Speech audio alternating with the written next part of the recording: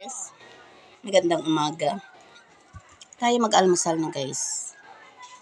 Alam niyo ba kung bakit maagap ako ngayon mag-almusal? Kasi pupunta ko guys ng trabaho.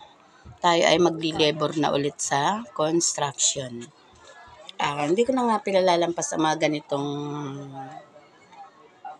trabaho guys. Sa hirap ng panahon ngayon, kailangan lahat ng pwedeng pagkakitaan pasukin na natin. Isang linggong ikutan kami doon guys, pinagbibigyan ng aming kapitan na ang mga BHW ay ikutan sa pagtatrabaho isang linggo.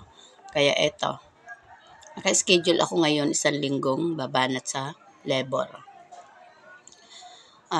Sayang din naman guys dahil ang araw doon ay 400. Hindi ko yung kinikita sa pa-extra lang ng paglalabada. At syempre, hindi natin malilimutan ang pagbaon ng tubig dahil sa sobrang init ng panahon, kailangan natin ito doon. Ayan guys.